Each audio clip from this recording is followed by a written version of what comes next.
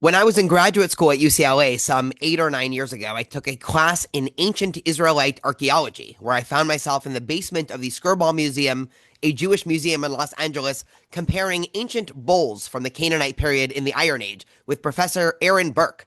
Professor Aaron Burke is a world renowned archaeologist and historian of ancient Israel. And over the years since graduating UCLA, I have kept in touch with Professor Burke, sending him articles whenever it piques my interest. I think I actually bumped into him once in the northern Israeli city of Tzfat when I was leading a birthright trip of students there. And for those who know me, they know that I am endlessly fascinated by the mystery that is Jewish history, especially ancient Jewish history. The truth is that we actually don't really know much about where the ancient Israelites, who would eventually evolve to become what we now know today as Jews, we don't really know where they came from, and we only have about 1 to 5% of the total evidence available to actually try to put this puzzle together. This is why it's such an enduring and fascinating mystery. This is one of the reasons why I wanted to talk to Professor Burke, to just sort out what do we know about the archaeologic record about ancient Israel? Where does the Hebrew Bible evolve from simply being myth to becoming actual history that we can trust?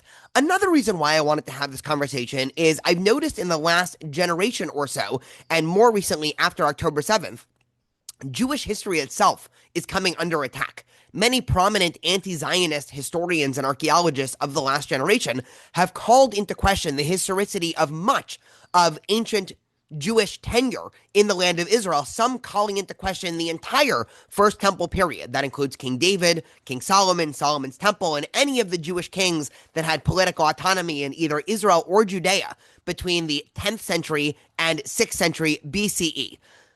One more thing that I want to say at the outset of this fascinating conversation I had with Professor Burke is, for anybody who might have a more traditional slash orthodox view of Jewish history, this might be a little bit shaky to your faith. Consider this the religious equivalent of a trigger warning. We talk about a lot of things that are heterodox and against these quote unquote dominant Orthodox religious narrative. And I just want to lay out a little bit of my philosophy in discussing these things as a rabbi. It's certainly not to try to challenge anyone's faith. There are ample groups and anti-religious people out there that are just, jumping at the bit to try to challenge anybody that has Orthodox faith out there. That's never really been my goal. For me, Judaism is about the 3 to 4,000 year plus conversation that our ancestors, our people, have been having about how to connect to God, build our community, perfect not just ourselves, but also the world in connecting with God. The fact that I believe that much of the Hebrew Bible doesn't actually equate to what we would consider to be modern history, but rather stories and mythos and different theologies and philosophies that our people have been wrestling with, that doesn't devalue the religious significance of these texts. That only elevates the religious value of these texts. So we had a great conversation today. We touched on many of these questions about ancient Israelite history, and then at the end, I asked Professor Burke how this relates to the contemporary Zionist versus anti-Zionist debate. And now I bring you Professor Aaron Burke. Thanks for having me. It's good to see you again. So I'm excited to discuss all things ancient Israel. Eventually, I want to get into a conversation of how much can we trust the historicity of the Hebrew Bible, how much can we not? And then at the end, I'll talk to you about all questions about how this is used in sort of the modern political sphere with Zionism and anti-Zionism. But before we get there, let's just set the historic record. Many historians point to the Merneptah Stele sometime around 1200 BCE as sort of the starting point for history. So for people that have never heard of this before, what is the Merneptah Stele and why is it so important? Yeah, I mean, you alight upon sort of the earliest historical reference to Israel, or really anybody in the biblical tradition, anyone or any uh, personal name that occurs, by the occurrence in the Merneptah Stele of the earliest reference. And dated to roughly 1200, maybe 1207, depending on the chronology one's, using and adopting for Merneptah. We have the earliest reference to Israel.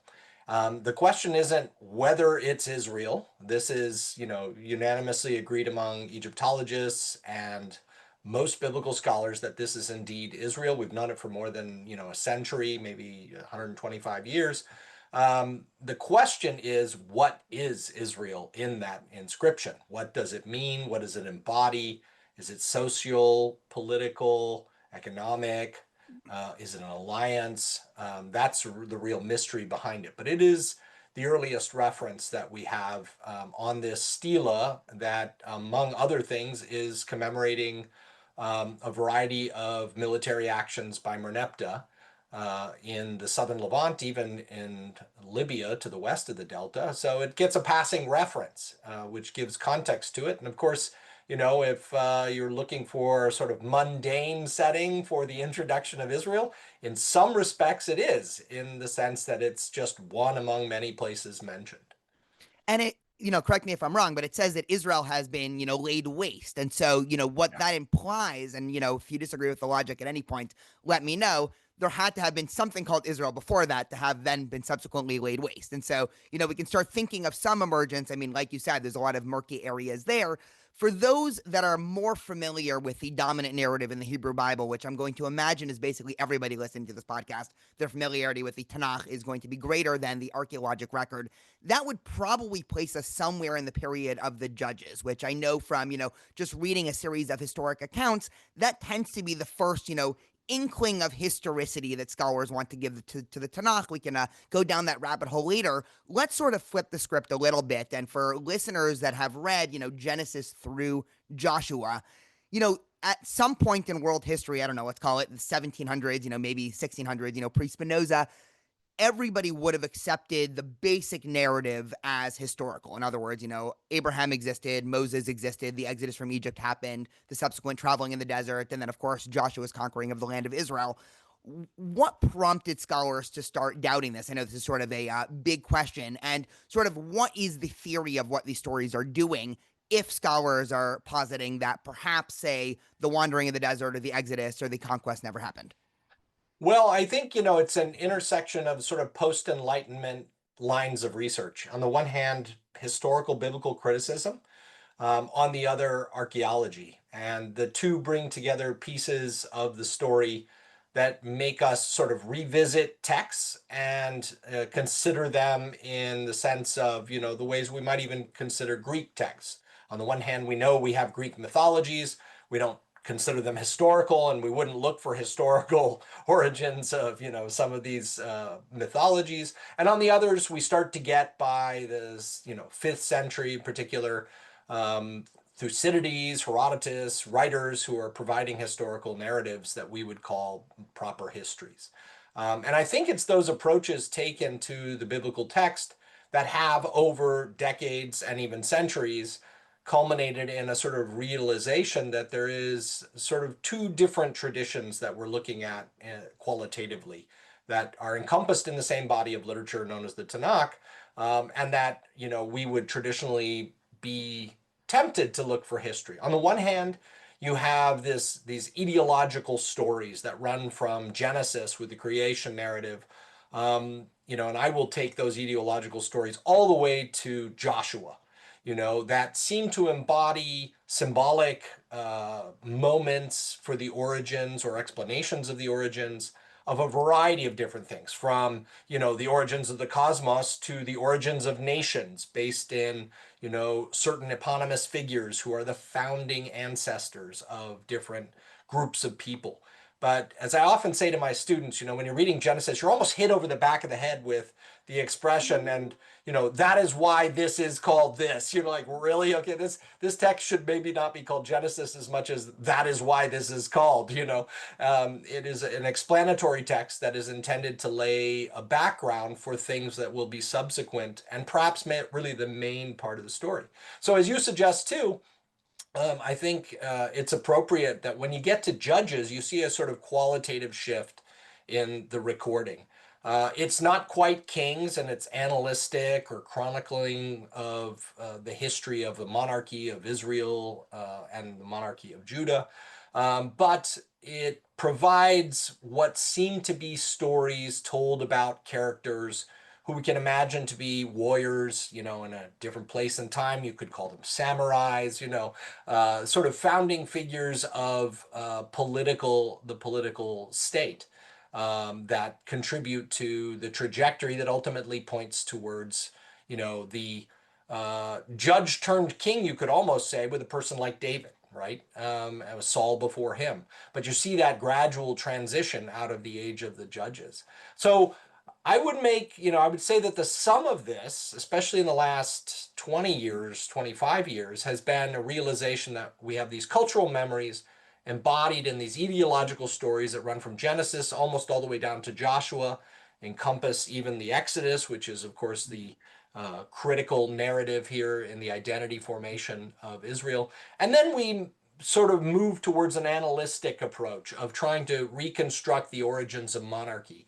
And that leads to a preservation of what most biblical scholars will agree are kernels of stories that come from the judges, pass through Samuel, embody the narratives of the rise of Saul and David, and eventually get us to a quote unquote stable monarchy in Judah, and eventually, two states, Israel and Judah.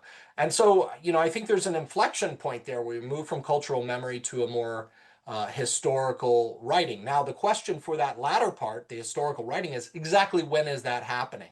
And it's probably, I think, the tendency among some scholars has been to downdate the biblical text quite late. And they're not wrong in the sense that it came together, at least in the polished version that we have, rather late, even if it was drawing upon sources that could be centuries old. And of course, mutating through the various ways in which they're told and preserved. But probably, late 7th century, 6th century, these things are coming together in the shape that we have them. And, in some respects, makes them very comparable to traditions in the Greek world. I mean, right down to the tribal structures, places like Athens say people come from one of 10 tribes, the parallels are uncanny when one starts to look at it. And what you see is that there's a sort of cultural moment in the Eastern Mediterranean where people are telling their stories in a certain way. And even if they're written in Semitic language like Hebrew versus Greek, or whatever other languages in Anatolia and Mesopotamia, there's an attempt to embody these traditions in a certain way and tell the stories a certain way. So I've kind of gone off in another direction here, which is to also point out that there's a comparable set of traditions that can be compared to other Eastern Mediterranean and Near Eastern traditions, taking it sort of out of the realm of exceptional narratives. It just happens to be a very well-preserved, polished, and curated through many, many centuries and even millennia narrative that gives us what we have today. But for us as archaeologists, unpacking all that is, the real enterprise. No, it's great. As you're talking, I'm sort of writing down things to come back and ask you about later. So I hope you have about 7 hours for the rest of this conversation. No, I mean one of the things that you sort of alluded to. I don't want to go down this rabbit hole now, but just to whet listeners' appetite is there's all these debates about dating and how much of ancient Israel actually existed, or how much is it as a figment of sort of post-Babylonian exilic memory. And there's polemics on all sides, right? You can imagine a religious polemic wanting to say, well, it's mostly true, and an anti-religious, or more recently an anti-Zionist polemic saying, this is sort of made up. So we will get back to that later. But let's just, try to go chronologically. For listeners that aren't intimately familiar with Judges, much of Judges is centered around, chaos. You have these individual tribes that don't really seem united. At one point, they actually almost destroy the entirety of the tribe of Benjamin. The sort of narrator, continuously laments every chapter. There's no unity, there's no king, there's no one really bringing everyone together. Now, as you said before, Genesis through Judges attempts to give some sort of backstory of saying, no, these disparate tribes were actually all stemming from, Abraham, Isaac, and then, Jacob, of course, who, becomes Israel, who's then the father of all the different 12 tribes. But of course, the historical narrative, what seems to be, if you just sort of look up or read any, ancient Israel 101 book, the dominant theory seems to be that Israelite identity at some point somehow emerged from Canaanite identity. So instead of this being sort of an external, like the book of Joshua, an external army marching in and, destroying Jericho and then Ai and all these other biblical cities. This was just for some variety of reason. I'm going to ask you, what you think in a minute. Canaanite identity sometime around 1300, 1200, 1100 just started coming up with this emergent identity for whatever reason that eventually began to spiral off into its own, both ethnic, national, and religious. I mean, these terms don't really make sense when applied to the ancient world anyway. And then, of course, you get the later biblical writing where you can kind of tell, when you break away from a group and then you're trying to distinguish yourself, you sort of throw as much shade as you can on that original group, which is exactly, of course, what you see in the Tanakh. And so, according to that theory, if we're going with the sort of Canaanite emergent principle, what are some of the dominant reasons? Because there's also, a big debate. Why? Why would some separate identity of Israel begin to emerge? And then, sort of add a secondary question, did this come from a sort of unique theologic view? Was this sort of budding monotheism? Was this just, farmers moving to, I don't know, the plains of Judean hills and then coming up with their own identity? What are some of the reasons that scholars posit? Yeah, I mean, first of all, the material cultural evidence, whether you're talking about something like pottery or house types or, any aspect of the material culture, even burial traditions, show such gradual changes that, we would call these in archaeological parlance endogenous changes, meaning they occur locally. They're not exogenous. They don't come from outside.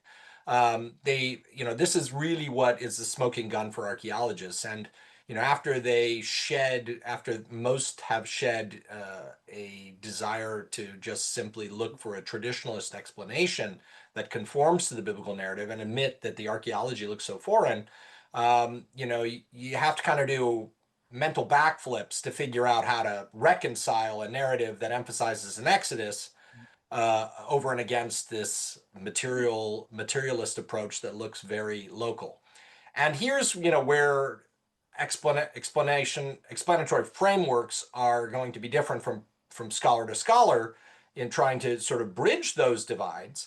But I think that if on the one hand you're comfortable with understanding that cultural memory embodies critical components that are sort of touchstones of one's identity, then it has a lot of flexibility in how it does that. And the Exodus narrative, while preserving this sort of out of Egypt narrative and wandering through the Sinai, then ultimately contributing to Joshua's conquest of the land as a sort of external, exogenous explanatory framework, embodies elements that one doesn't have to compromise or give up that are central to the identity of Israel without having to be rooted in the historical circumstances as they are constructed and very conveniently packaged in that whole narrative, right? Which gets you from point A to point B through certain things and introduces all of these critical components to what will be Israelite cult, festivities, the sort of groundwork for the tabernacle that ultimately contributes to the temple and so forth. But what I'm trying to get at here is that fundamentally, it's that short and sort of most terse version, the song of the the sea, basically the throwing off the horse and rider of Egypt. If you look at that narrative in Exodus, or poetry embedded within the broader narrative, that is the kernel, that is the core, likely, of the oldest preserved memories. It is extremely thin on details. But what does it embody? It embodies that Yahweh has thrown the horse and rider of Egypt, fundamentally its chariots, out and off the backs of Israel and liberated them from Egypt. It doesn't really embody a narrative of movement of Israelites out of Egypt with the kinds of details you might expect, preserving a list of places. That's what the rest of the Exodus narrative fleshes out, trying to stitch together in an ideological fashion all of those details. So, sort of to cut to the chase in my own thinking, I'm convinced that this is the kernel without having to even see a group as some of my predecessors and teachers, tried to sort of hold on to was, oh, well, it could be an exodus of 50 people. It doesn't have to be the million that are mentioned in the biblical text. And then we can preserve some of its historical tradition. Well, sure, there may have been some people that came out of Egypt in this period and are eventually allied to the group known as Israel. But the easier explanation, the more parsimonious one that deals with both the archaeological and historical data, is to view it as cultural memory, to recognize that the individuals living in Canaan under Egyptian rule, which for centuries 3.5 centuries at least, dominated Canaan. Canaan was Egypt to those Egyptians and non-Egyptians who were living under them. For all intents and purposes, the empire had been around so long, nobody knew anything different, not grandpa, not great grandpas, and going back for a long way. So when the rebellions occur throughout the New Kingdom period against various pharaohs, very often at the beginning and ends of their reigns, these transitional periods where it's not sure how that pharaoh will, respond, like in the 5th year of Merneptah, where we get the Israel Stele or Merneptah Stele mentioning Israel. Those moments reflect that sort of upwelling resistance against Egyptian rule that I think the Exodus narrative fundamentally embodies. People like Ron Hendel from Berkeley as well think that, this is really what we're talking about, is that the cultural memory of the Exodus narrative is about throwing off Egyptian rule.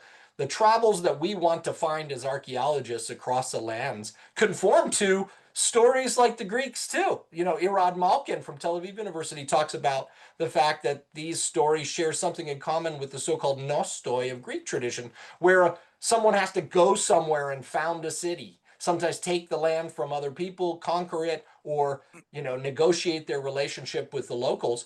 And this is very similar to the kind of narrative story that's being used to transition the Israelites out of Egypt to the land, taking the land and receiving their inheritance, the really fundamental part of this narrative. So, to sort of bridge that to the reference in the Merneptah Stele, I read it as simply as I possibly can, and that is without ascribing any religious or cultural overtones to the reference to Israel there.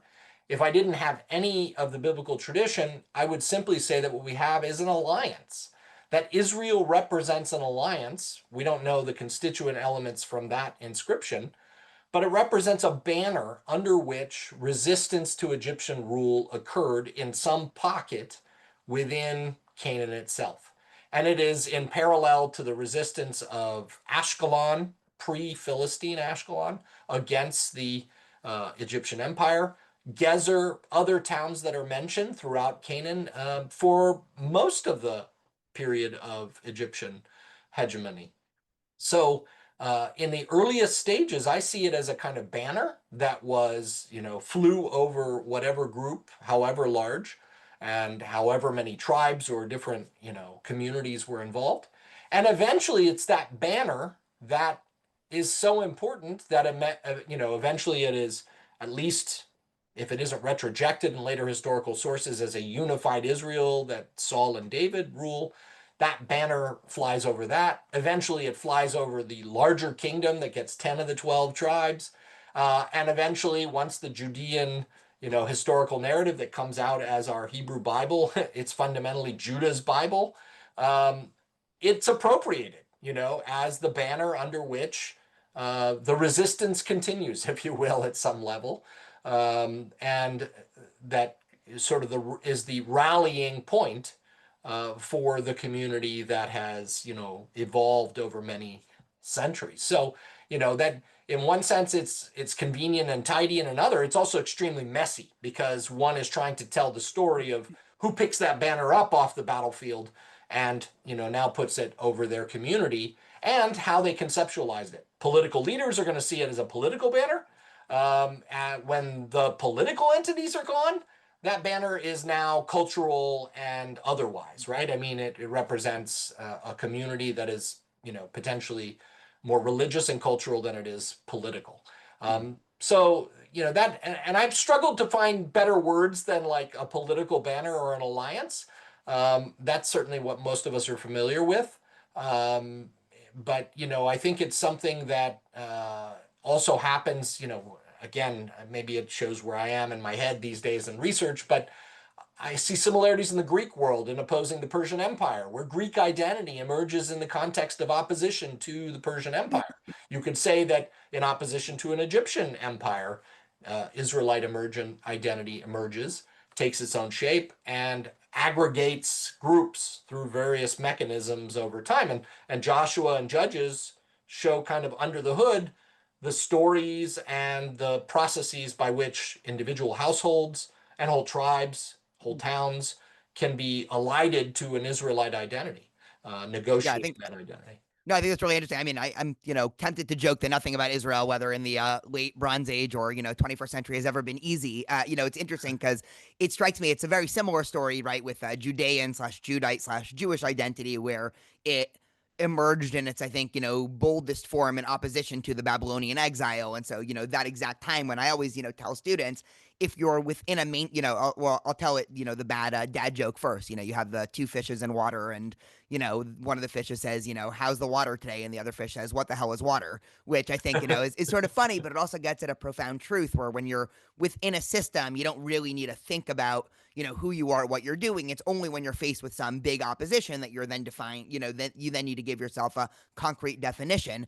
What you were describing before, just to paint some of the historic background for listeners, in the late Bronze Age, Egypt was the dominant empire and certainly, ruled over. Canaan was a vassal. So anybody living in Canaan slash the, early Israelites would have understood, Egyptian hegemony and oppression. What you're describing is often deemed as sort of a reverse exodus, right? The fact that the exodus is, a historic memory of actually throwing off Egyptian rule over Canaan.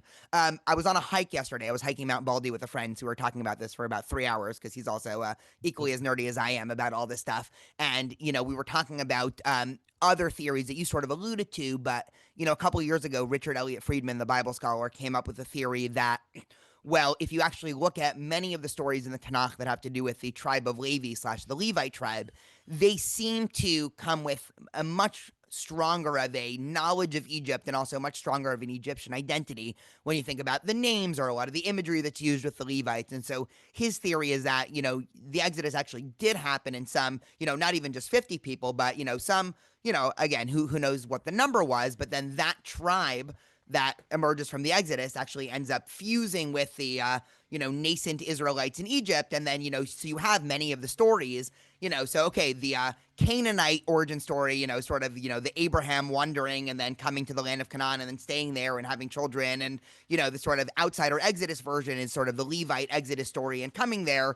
I'm curious what you do with that theory. I mean, because he presents some very interesting textual evidence, but not a lot of archaeological evidence. And I can sense in the field, I mean, again, I'm sort of an outsider on both accounts. I'm just interested in this. It seems like the textualists will say that their evidence is more important in terms of, the biblical text, and the archaeologists will say, well, their evidence is more important because that's what actually exists, not what people, 500 years could have written about. So I'm curious both what you think of this Exodus theory and also just in terms of this wider debate of, text versus artifacts.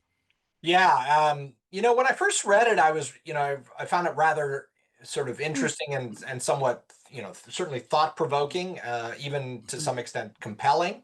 I certainly, don't agree with the notion that one needs to seek a historical, exodus for the value of the tradition to be paramount. I mean, I think it is paramount. I mean, it's the most cited tradition within the Tanakh. I mean, there's no way Well, around but this is exactly why it seems like. I mean, I could even speak, on behalf of my, now religious identity, which I haven't brought in yet. I mean, it is the most sort of ubiquitous Jewish tradition. I mean, even it. Friday night, you mentioned, in the kiddush and every prayer service, and so, but.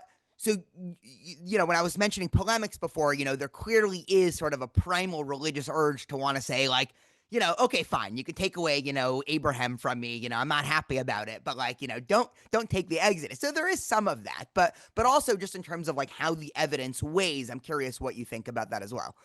Yeah, well, when it comes to the evidence for the Exodus, I mean, I just don't think it's there, right? I mean, that's the real problem for archaeologists is that you end up working so much, and it's really true going back from the Exodus all the way through to the patriarchal narratives.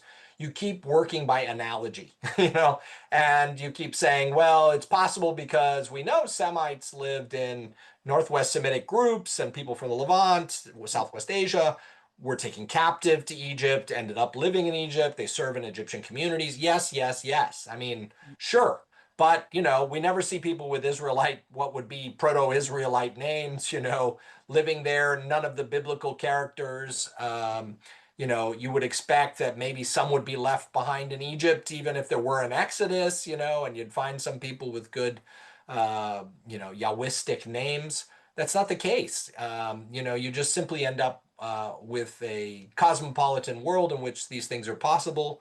And then you stretch credulity with a Sinai march through Sinai that requires millions of at least 1 million people if you're taking the numbers literally, and if you don't want to take them literally, then you have to go and sort of come up with ways in which the aleph represents a military unit instead of 1,000, and then No, but this is sort scale of it down, religious right? apologetics. Like, totally granted that, again, a lot of those accounts you read, and I kind of, okay, it's interesting, exegetical exercises, but, in terms of discovering Yeah. real history, I think what, Richard Elliott Friedman seems a little bit past that and more just saying, I mean, maybe he would even say, the tribe of Levi could have been, I don't know, 70 people. I mean, that seems to be, Yeah. Yeah. Yeah. a number, again, ancient populations were tiny. I mean, I Yeah. don't even know, I'm not going to try to guess, but I imagine, in 1200, if we take, the borders of both what we would call, Israel, Gaza, and the West Bank today. I mean,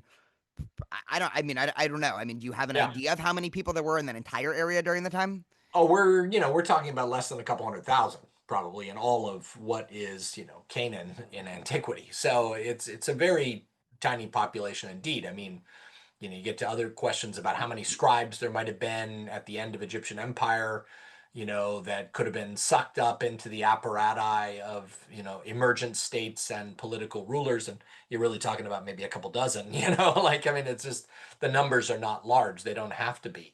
Um, these things can be carried on and then have their own sustenance. Yeah, I mean, with regard to the question of the tribe of Levi, I think the problem that it even runs into in historical critical biblical sort of efforts is that most of the occurrences of traditions associated with the Levites can be considered rather late. I mean, they really can be fit into the text rather late. They would usually be a part of what scholars would call the P strand, the priestly, source.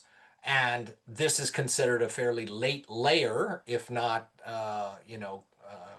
compilation of the biblical traditions that infuse it with the biblical and ritual laws that we are so sort of frequently assuming were a part of Israelite everyday life. And, archaeologically speaking, and in fact, today is a great day because one of the volumes in the series that I added by Jonathan Adler is appearing in Cambridge University Press Elements.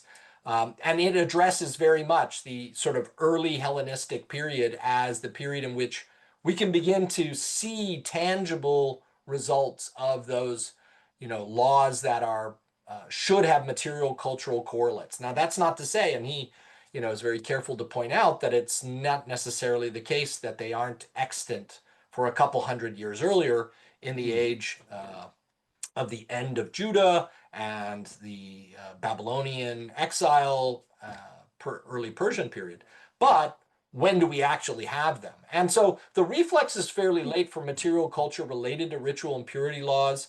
So the Levitical sources, that are embodied in the priestly source, uh, can be regarded as fairly late. Like, if we were to give it an early date, we could say 6th century and say maybe Ezekiel has something to do with it, and that in this era, these things are beginning to take shape.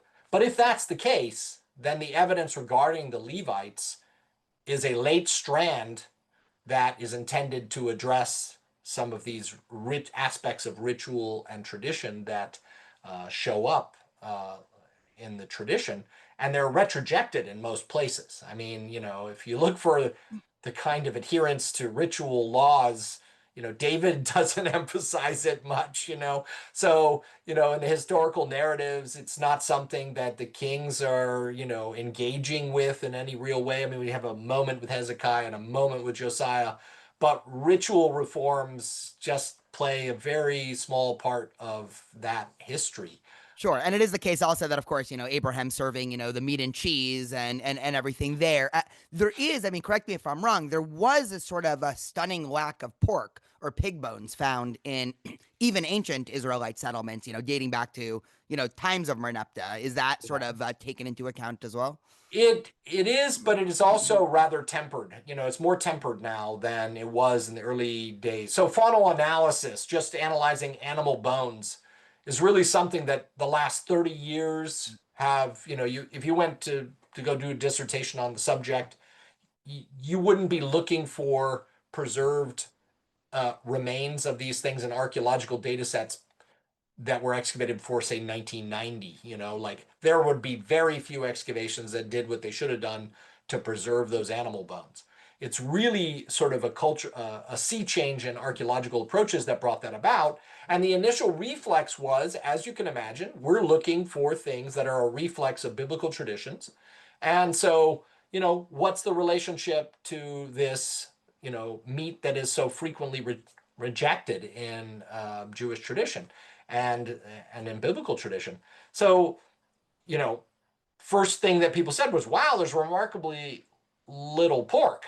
And then, if you start to keep doing archaeology and you get into the late Bronze Age levels, you don't really find radical amounts of pork anytime earlier either.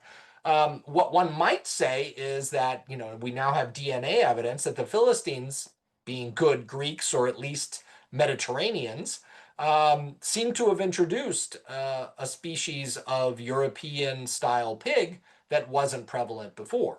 But that's, from the age of Merneptah later, not to say that it's a dominant or very common Canaanite tradition, right? So, that piece of evidence has been is more of a muted signature than I think it was read in the earliest evidence that we had generated. So one would be tempted to not sort of overplay that evidence either. So again, archaeology gives you a kind of mixed bag, but the truth of the matter is it doesn't give this strong signal. But if what I just said earlier is true, and scholars think that the priestly source and these sort of holiness code, these laws that would mostly be bound up in the Levitical tradition, are indeed as late as scholars have suggested, then we probably shouldn't be looking for them and expecting them to show up earlier on. Whether we had signals of traditions, emergent traditions, would be another story. But, the contexts, the political, social, cultural context of the age of the priestly writing, and again, I'm using it in the singular, but we're really embodying, groups of people that likely are like the Levites. Um, if that's indeed that much later, then, at best we'll find some nascent basis for those traditions. But it isn't something that's going to come roaring back to us and we're going to be able to say, oh yeah, the Levites are around, at the time of Merneptah, and these traditions are fully formed, and so we should expect them to show up in the archaeological record. Sure. No, it's all, sort of evolution. I mean, I'm assuming most scholars believe that, it could even be hundreds of years of gradual shift of, some, one guy deciding, hey, we should stop eating pork for, it could be for a whole variety of reasons, moral, health wise, maybe just he didn't like the taste, all the way to, full fledged, codes that you have, hundreds of years later.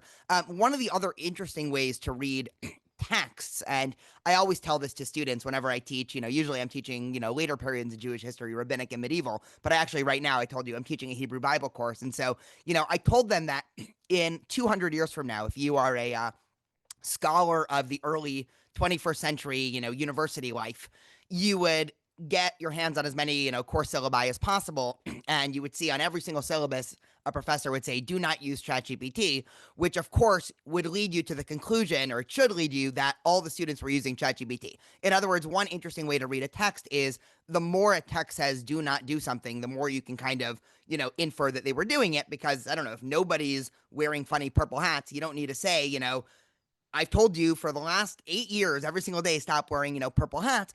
This is an interesting way to read the Bible because, of course, readers of the Hebrew Bible will, oftentimes be shocked. I mean, within a religious context, to, how often the Bible says do not worship idols. I mean, if it wasn't a common practice. It should have just been okay to do it once. I mean, there's probably 300 or 400 references. The other thing that I think is even more astonishing and sort of where I wanted to lead is child sacrifice. I noted a couple examples. I don't even think this is exhaustive, but just for listeners who are saying, what, child sacrifice, the Torah doesn't, or the Tanakh doesn't have anything to do with that. So I'll just, if you can give me 30 seconds here to lay the groundwork, and then I'll ask you about this. The book of Second Kings says, King Ahaz walked in the way of the kings of Israel, and he made his sons pass through fire. Later on in the second book of Kings, it says the northern Israelites in general are making their sons and daughters pass through fire. King Manasseh he sacrificed his son in some practice of sorcery and divination. In the book of Psalms 106, there's a reference to saying that the Israelites are sacrificing their sons and daughters to demons. In Ezekiel, he says, he accuses Jerusalem of sacrificing their children to idols, and then seems to somewhat imply that, this is what they believe that God actually wants from them. And then, of course, the famous example in Jeremiah, where he goes out to, the Valley of Hinnom in Jerusalem, which, by the way, today is sort of a beautiful area with food trucks and everything. And it's sort of a, fascinating contrast when you go to modern day Jerusalem. And he says, stop sacrificing your children in the Valley of Hinnom, and everything there. And these texts, date around 6th and 7th centuries BCE, which shows historians that still by I don't know, let's take the year 600 BCE, there still would have been some idolatrous and child sacrifice happening there in ancient Israel. What is going on with that in terms of, is this just latent leftover from Canaanite practice, and really the chief mission of the Hebrew Bible is to say no more of this, but it just takes a long time to get people to change, or sort of paint the picture with child sacrifice in ancient Israel?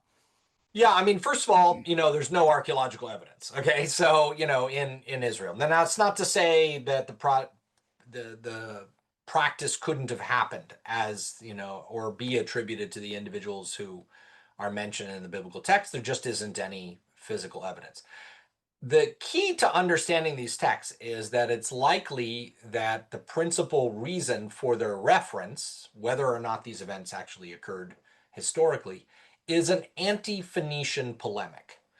The people who really practiced infant sacrifice with any regularity, although perhaps mostly during periods of political distress or other great, stress of their communities, are the Phoenicians. And of course, the best examples of these are known from the Phoenician colony of Carthage in North Africa, dated from, most of that evidence coming from the 8th, 7th, 6th centuries BC on, and even down to the time of the classical era. And it's been suggested that the correlations there are to periods of stress for the city and the community. So that this is not something that they were doing, every week and every month, but rather represented kind of the greatest sacrifice that they could make. Now, the biblical text engages with these on a variety of occasions. I think one that you've left out is the suggestion that Mesha, I think, sacrificed his son. And I think that's... well, I only didn't include him because he was sort of a Moabite king, right? Yeah, This yeah, is, yeah. writers writing about Israelites and Judeans that are doing Right. this. So, but it does go to this sort of like, to what extent did other Canaanites, because the Phoenicians are fundamentally from the land of Canaan or the greater Levant, the coast of Lebanon, to what extent is this a more enduring practice that showed up at different times? So I think, the key way to read it from the point of view of the message of the biblical writers is that this is an anti-Phoenician polemic. And why should that be in the text at all? Because the northern kingdom, is indicted in its history by the writers of the Book of Kings, the Judean authors, for having sold out to the Phoenicians. Jezebel is married into the royal household.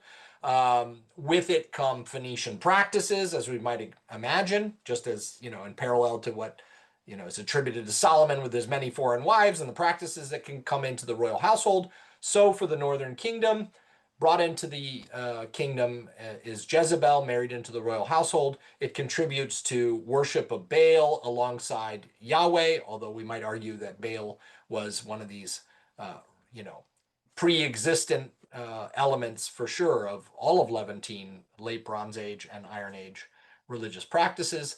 But when Jehu carries out his coup, I mean, it is an attempt to purge these cultural and political influences of the Northern Kingdom. So as it concerns the Northern Kingdom and references of those kings practicing it, whether or not these are actual historical events, that is part from the Judean perspective of how they would have understood these events if they actually occurred.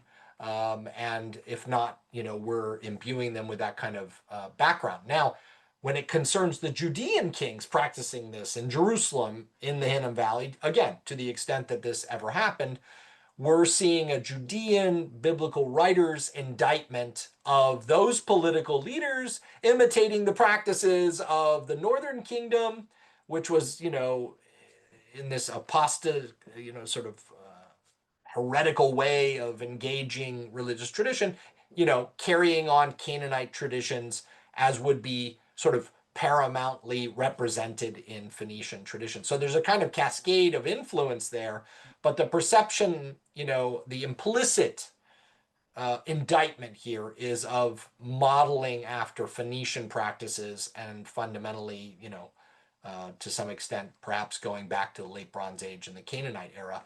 But again, I would say we do not have any clear line of evidence pre-Phoenician, so pre-8th century. And now we do have infant burials in ash from the landward side of Tyre. Tyre used to be an island. Today it's a peninsula, thanks to Alexander the Great. But on the mainland, there is a cemetery there. And in recent decades, we have the excavation of the so-called Phoenician Tophet, which is, to borrow the biblical term, that has been adopted into Phoenician studies for the burials of infants that look to have been sacrificed, in the sense that they are burnt offerings. And one, is always faced with the question of how those children were actually met their end, whether or not they were sacrificed in a traditional sense. But they were definitely immolated thereafter, so that their remains were burned. So, whether it's like cremation burials of Greek, heroes of old, one doesn't know. But the implication from all classical writers later on about Carthage was that these are indeed sacrifices, and the Phoenicians were comfortable with this. It seems difficult. I mean, just from the number of times. I mean, so when I was reading the examples before, those are only times in which prophets or writers of the Hebrew Bible are condemning Israelite or Jewish, kings for doing this. If we take into the account the number of times that the Canaanites are depicted as doing this, I mean, it's, 3 or 4-fold. It seems hard to believe. I mean, push back if you disagree, that that's all just based on some, let's just pick the worst thing we can think of and then, levy them doing this. And so, and I'm always curious, because it seems like, I guess we'll take a big step back.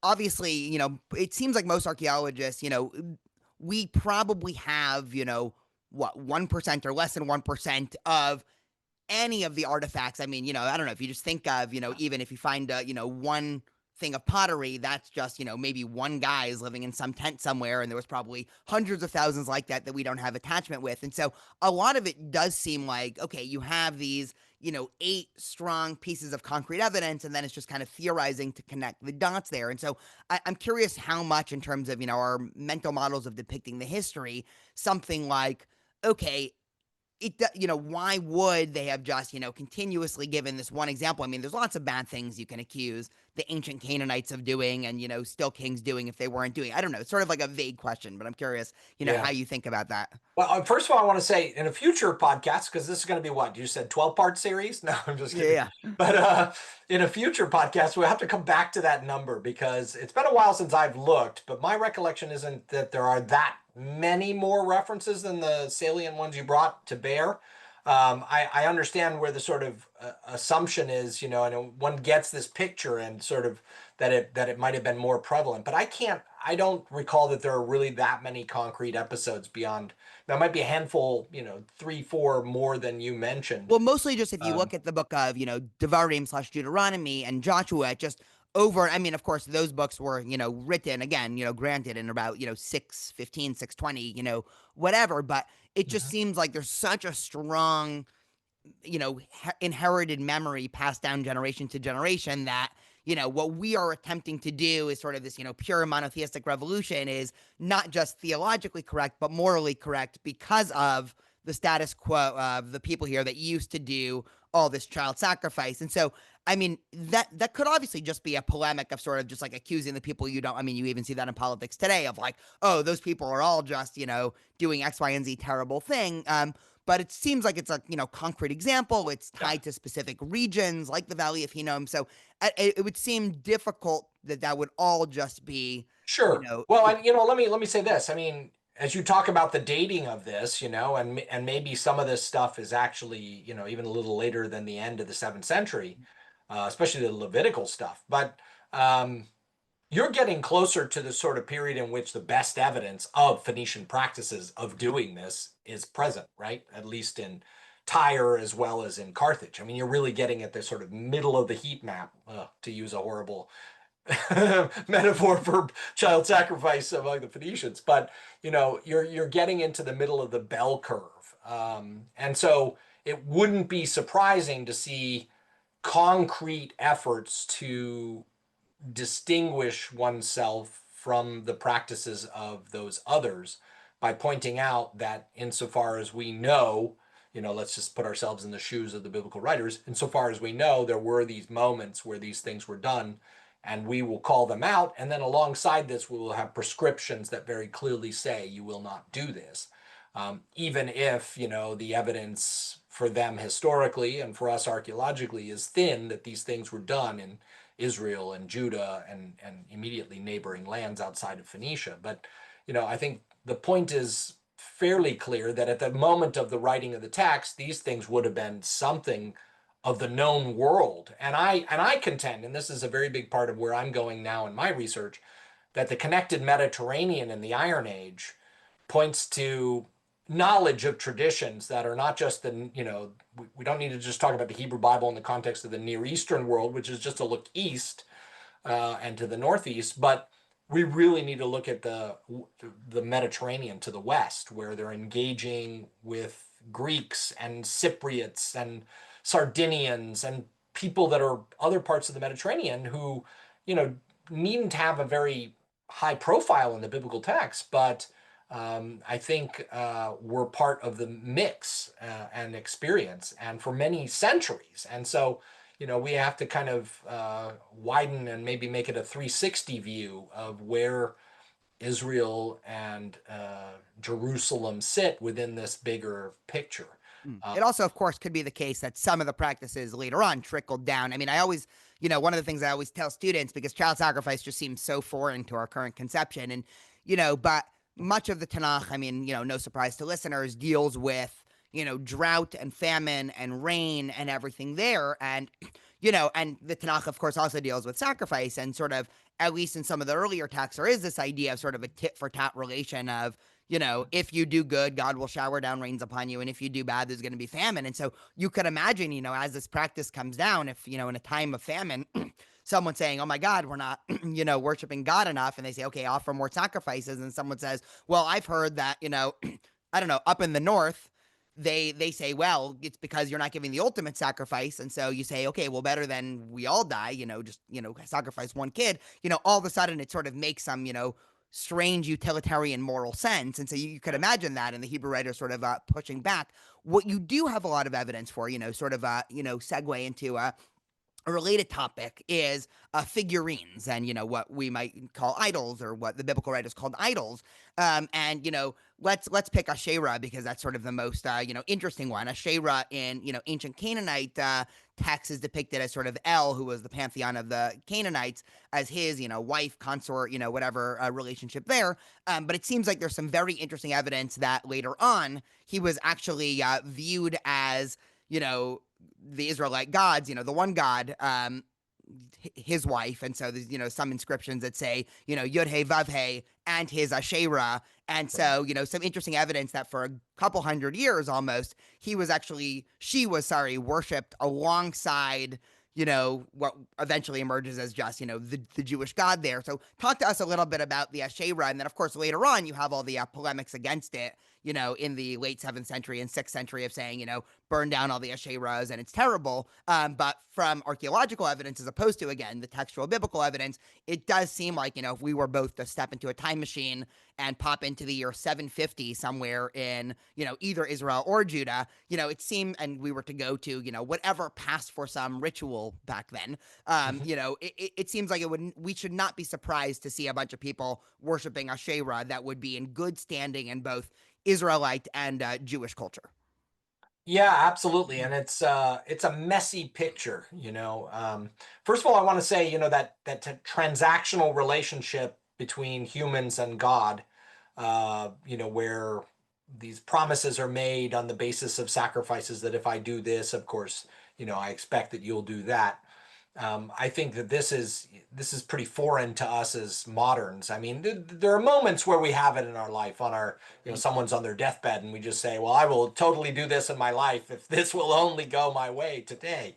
So we have glimpses of it, but I think it's very important to keep that in mind. And yes, it's so foreign to our thinking, but we have to be prepared for those sort of foreign ideas. Now, raising what you could call Canaanite traditions as a kind of background noise in the emergent period of Israelite religion, by bringing up Asherah, I think is, appropriate to that notion that we're dealing with an evolutionary understanding of Israelite traditions out of this Canaanite background. I mean, it's very hard to get away from. Even if you were looking in, you wanted a historical exodus, you put the Israelites back in Egypt, and, we know that Canaanites were there. Well, you'd also find out that this is a period when Canaanite traditions were, in some cases, allied with Egyptian practices. So, the background noise is of a very prevalent and enduring Canaanite tradition that goes back to the early 2nd millennium BC. So it's hard to get away from. And by the end of Judean history, sort of 7th century, sort of in the archaeological record, we have all of these pillar figurines. They're female figurines that have, for a nice stable base, it looks like she's wearing a skirt, or a trumpet base that it sits on that base. That'll allow it to stand just about anywhere. So she never gets legs, but it's very likely that she was also a dress-up doll of sorts in which she was clothed. And we hear about women spinning clothing for Asherah in the courtyard of the temple at one point, and that's purged, in 2nd Kings. So, it's clear that the archaeological evidence is there. We have these clay figurines throughout Judah in the 7th century. People have sort of rationalized, is this household religion? How is it functioning? We know Isaiah is mentioning baking, cakes for the Queen of Heaven. Queen of Heaven. That was the word queen I was looking for. The Queen of Heaven. And so, it's clear that these things were around. I mean, you wouldn't need Hezekiah's efforts to purge elements of what seemed to be Canaanite tradition that have crept into Israelite tradition. You wouldn't need Josiah's reforms there either, but likely they are worshiping many of the elements, which, when I translate and use in class the passages, I, take the sun, the moon, and the stars and capitalize those words, or even substitute the Hebrew words, which are closer to the Ugaritic words for those deities. And, so that they don't get forgotten, that these are indeed of themselves representations of these traditional Canaanite deities. We lose that when we demote the letters to lowercase, we translate them into English, into their objects.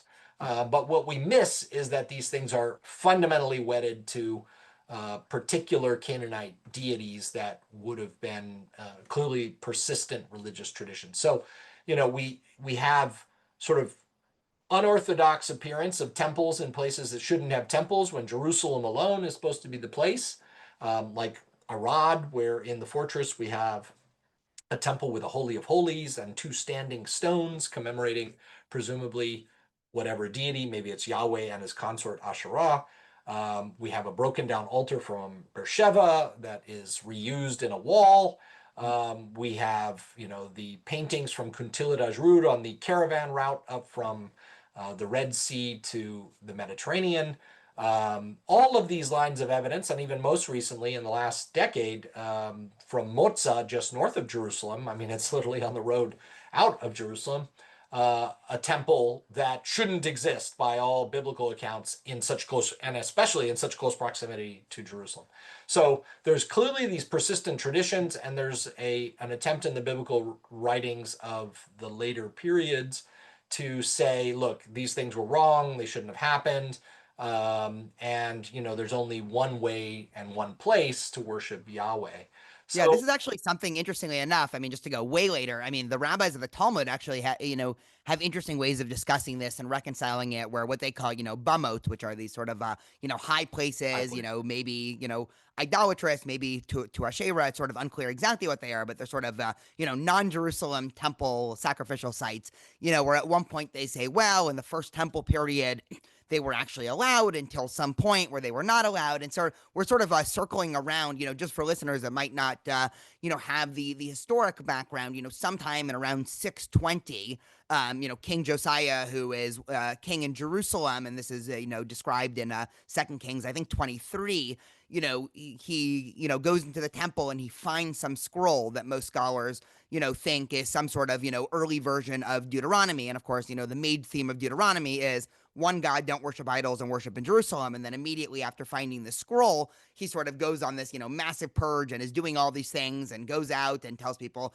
tear down your shrines and, all of this. And so, this, according to, most historical views, is sort of the dominant inflection point where, okay, before that, it might not even been considered taboo, or maybe you had some sort of early debate, but then afterwards a sort of official, I'm using the term Jewish now because now we're talking about only Judea because it's after the northern destructions, the sort of official Jewish practice that's legislated is only in Jerusalem, only to one God, all of these things. And of course, 40 or so years later, once the Babylonians come in and destroy the temple and, the Jews get exiled to, Bavel or Babylonia, everything becomes a lot more, concrete that by the time they return, even though, not all of them, of course, return, in the second temple period, it's sort of, taken for granted that, there's not going to be any idols or, there's no more bumot or anything there. I just wanted to lay the history. I don't know if you have anything to add there. There are a couple other, quick questions that I got from listeners that I wanted to fire your way. And then I did want to ask you about the sort of contemporary political relevance of all this. So a couple of, fast questions here. King David and the historicity. Do you think King David existed, and what is a sort of debate around that? I have no problem with the existence of a David who contributed to the moniker, the House of David, which is to say the dynasty of David. I don't think this has to be a fictitious figure. We're not dealing with the same sort of tradition that we are in Genesis and Exodus, about whether or not Abraham and, all the way down to Joshua are historical figures. Those could be more symbolic without having to be actual historical figures and fit the bill for what these stories are doing. But I think when you get to David and the foundation of a political dynasty, no problem. The questions that revolve around David is the extent to which one can corroborate his actions, or we're struggling with an emergent warlord of sorts, will be king.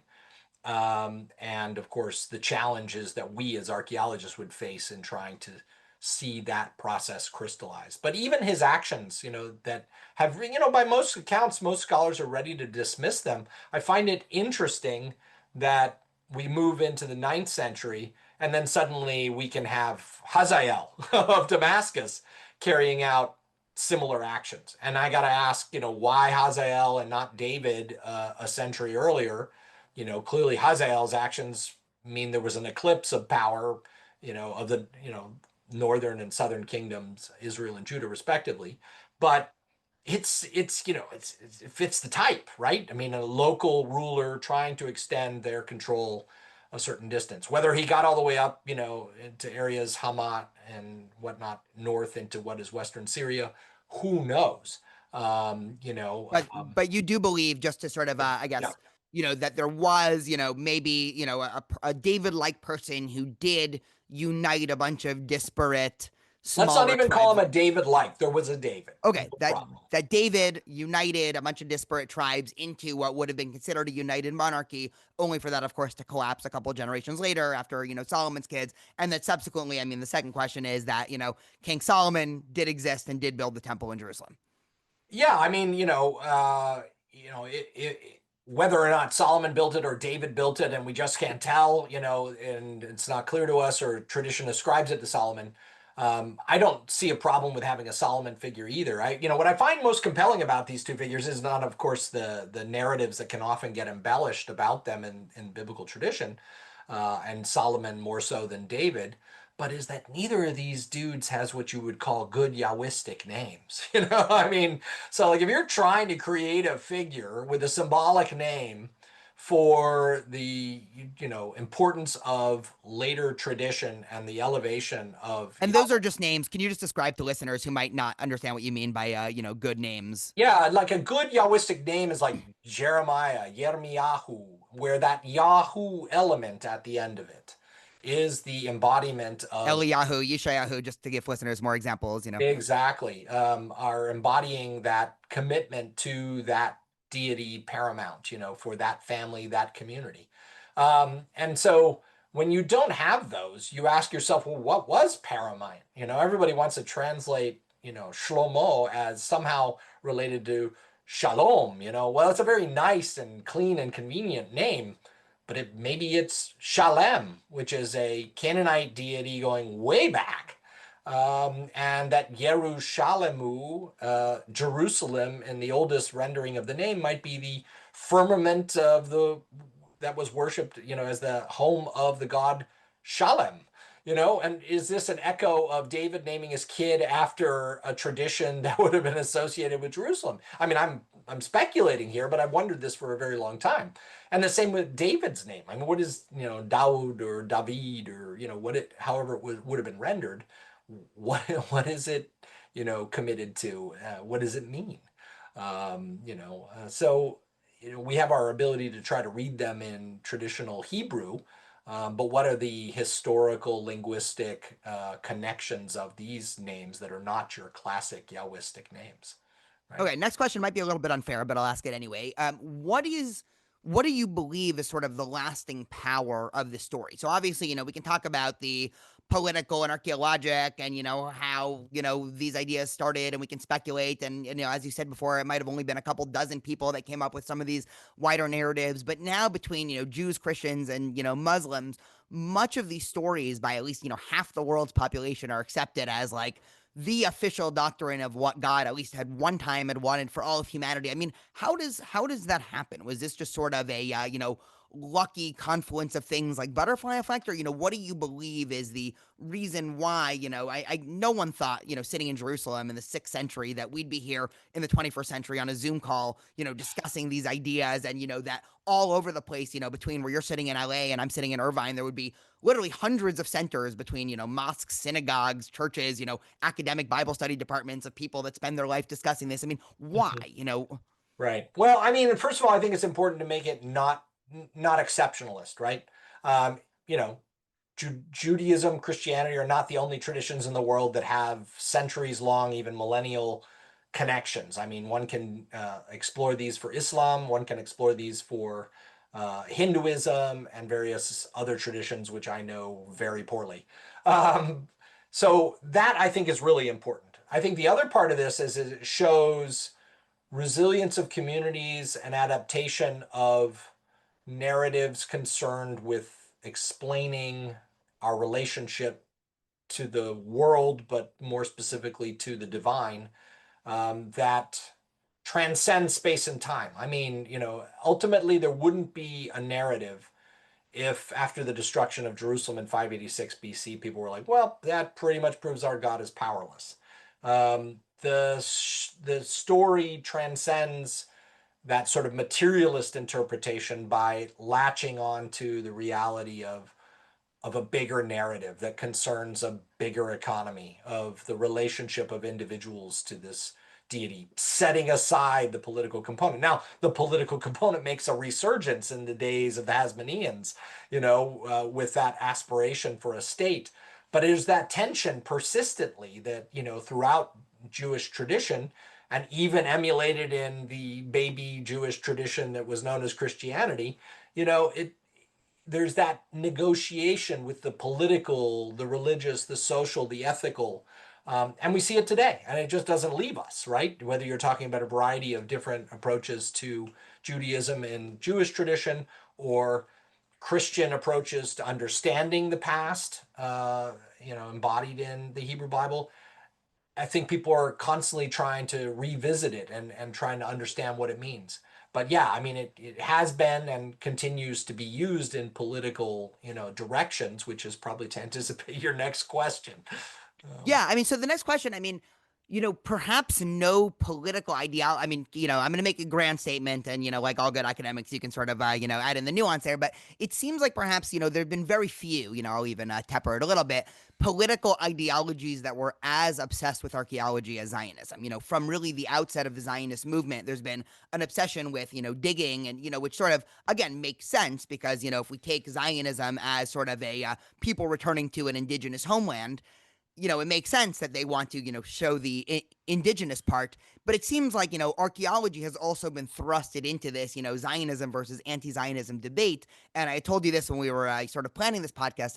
I've been rereading William Deaver's one of his books, and he has this whole description about, these debates of scholars that are attempting to say that all of ancient Israel is just some, Jews under Greek period, I don't know, memory that never actually existed, and that these scholars also, happen to be, but in his mind, there's sort of a causal influence, anti-Zionist, which, I don't really know why that would really shift the, Zionism one way or another if, it didn't start until the 3rd century BCE or, the 7th century BCE, in my mind, there's no difference. But, how has archaeology, been sort of, used and thrusted into and, wielded as tools in this wider, either Israeli-Palestinian conflict or Zionism, anti-Zionism?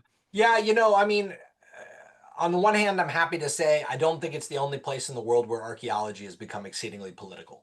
And I think that in the questions where identity has become paramount and ethnicity specifically, which, yes, you're right, as we said earlier, is a construct, but it is a construct that people really kind of fall in love with in the age of nation states. And when you're trying to found a state and have coherence to it, it's great to be able to say that the people have a coherent narrative and an origin story and a language and a religion. So, but there's nobody who wags that finger who isn't probably also guilty of thinking similar thoughts, but maybe for another group, right? So in the case of archaeology, it often is becoming the case that one person's wagging their finger and saying you're a colonialist. Well, meanwhile, the other person is, ready to colonize the world on behalf of their causes and their own, group. With and using and employing the same methodologies just on the other side. So, you can talk about like in our neck of the woods, Palestine and the question of the Philistines and, oh, look, we were here before the Jews, and the bottom line is that none of y'all, none of them, anyone, can claim such a facile, simplistic connection to a piece of land that would allow anybody to have a story that will trump everybody else's story because, there's always further back in time to go. What one is doing is selectively using history at a moment in time to say, well, that's the one we'd like to freeze in time. I sometimes say this about the environmental debates too, because I often ask, well, so what's the Eden that we're all after in the world of climate? Is it 1950? Is it 1900? Is it 1732? Just pick a date. What are we after in a dynamic system that is actually, it's not static. It's changing all the time. And when it comes to identity, it's the same issue. And it is disturbing that archaeology can be used in these ways. The truth of the matter is it always has been, and nothing will stop people from doing that. But people dip into all kinds of sciences and even pseudosciences for the purposes of their political agendas. And it seems to be impossible to protect against. You could spend your career fighting against it, but it's also like yelling or spitting into a hurricane. It's just not going to be the most productive generation of data that's going to change the enterprise. It's a rhetorical exercise at that point, and your rhetoric is as easily undone with someone else's rhetoric as anything else. The best thing you can do, in my opinion, is good, hard science and allow the evidence to go where it goes, and then seek to understand how one bridges it, to even the traditions, that we are talking about, the religious traditions, and what it should mean to those traditions. Sure. If I can push a little bit, I don't even know if this is pushing back. I guess just sort No, of sure. bringing up a further. It does seem like, I mean, archaeology probably can't give you a Trump narrative, of course. I mean, history can't in general, because, even the is ought distinction, saying that something was so that therefore something ought to be is sort of, doesn't really morally make sense. It doesn't even make sense in the present. This is, so then it ought to be, right? That's sort of a, basic moral philosophy. But it can sort of, disprove very simplistic narratives in one way or the other. So the Yeah. idea that, say the Jewish people have no ancestral or, historical ties to this land, and that it was all sort of, made up, or that, Ashkenazi Jews are just, Khazars, and the Zionism is just, white European, meaning it does sort of, it seems obvious why, Israel as a state and government, in response to that, wants to try to dig as much as possible. And every time they find some new coin from the Maccabean period, publish it on all their things. I mean, I remember a couple years ago, the UNESCO had something where they said that the cave of Machpelah in Hebron, which again, who knows if, Abraham, Isaac, and Jacob are actually buried there, or if it was some, story, but obviously Hebron was, an important biblical city, that they had said that it was sort of only a Islamic heritage site and, not a Jewish heritage site. And I remember reading that. I think I was actually at UCLA at the time, and just thinking like, okay, so now UNESCO is now a political organization and not actually interested in real history. I mean, it's obviously both. It's both a Jewish and Islamic and Christian site. And so, it does seem like at least some obsession on Zionism / Israel's part is almost preempting this distrust that they were going to think of this connection. Now, again, I think if we're going to be, nuanced political thinkers, having a indigenous or historic connection does not then mean you have any rights or any specific things that you get to do with the land, but it does mean you have a historic, having a historic connection does mean you have a historic connection, to then push back on people that say, oh no, there actually is no connection there. Yeah, I mean, no, you're totally right. And one can see it, if you look back, especially the days of Yigal Yadin, in the early days of the archaeology of Israel, just how important places like Hatzor and Matsada were, that factor into, two different episodes in the history of the Jewish people. It's very clearly used. I'm always intrigued, and these days, with the sort of depressing events in that part of the world, and they span well beyond the area that I work in, the Levant, includes not only Israel and the West Bank and all of these areas in the south, but also up the coast, and the whole place has been on fire for me for a long time, and it's very discouraging. But the reality is that these things, you can't get away from it. You can fight it a bit, but you've got to put facts on the ground that are fundamentally from your research, that follow the lines of evidence. And there are going to be people who hijack it. Some of it will sometimes address very pointedly myths that have been generated from ostensibly born from archaeological contexts. And they'll persist. I mean, especially in the age of disinformation that we seem to live in, it's going to be pretty hard to put them out, extinguish them for all time. But it's part of a persistent tendency, I think, that we in various communities, in our modern age, are maybe overly committed to, which is the notion that we have to kind of figure out points of origin. And, this is one of the, just to throw out and open up a completely different subject, but this is one of the problems with ancient DNA analysis right now.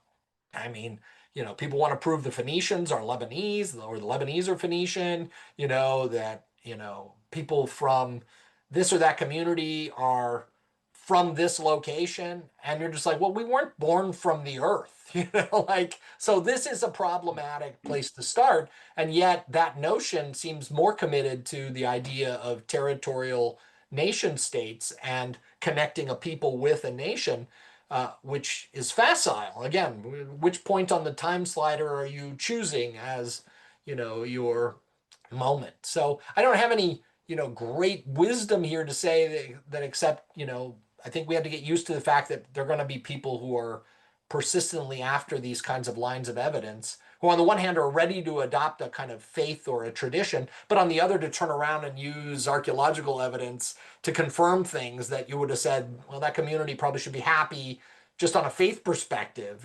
with the viewpoints that they're holding, and yet want to co-opt these things when it's convenient for the narrative and ignore them when they're not, right?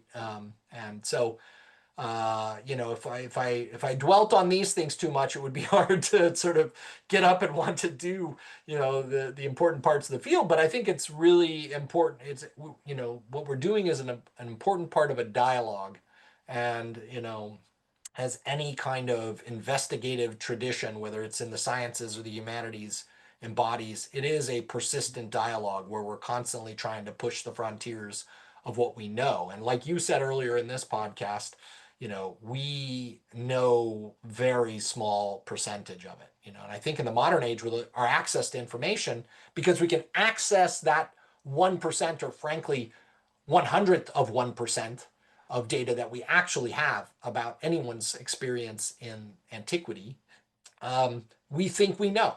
and that's a problematic place to be. The place you have to be as an investigator is, I don't know and I want to know more, so I'll keep at this. Yeah, well, I really appreciate all your time. I know that it's Monday of first week at the UCs, and so always a busy time. Just the last question is for people that have listened to this that are fascinated by it, and if they're still listening after an hour and a half, I'm guessing they're interested, but don't know that much about sort of the academic side. Maybe they know about the traditional narrative. What are a couple either books or resources you would recommend for someone that's like, wait, I want to do a deep dive into, all this stuff, archaeology, Bible, ancient Israel, what might you recommend? What's a good place to start? Yeah. So, you mentioned William Deaver. I think there you have some great resources that are very readable with lots of illustrations of material culture. None of the titles of his books are popping into my head at the moment, but he's got a variety of them that he's written over the last 20 years, especially since he's long since retired and has the liberty to write these kind of distilling works. Those are great resources.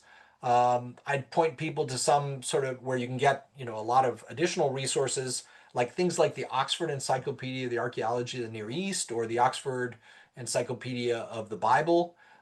These are going to give you some great access to literature of things that you can dig deeper into on particular topics. So begin with those kind of things and branch out from there. These days, Daniel, even Wikipedia is doing a good job of curating a lot of entry points. It's always a nice place to kind of sort of look and see what new literature is out there. Awesome. Well, thank you so much for your time, and hopefully we'll do a round two one of these days. Yeah, take care. Have a wonderful day.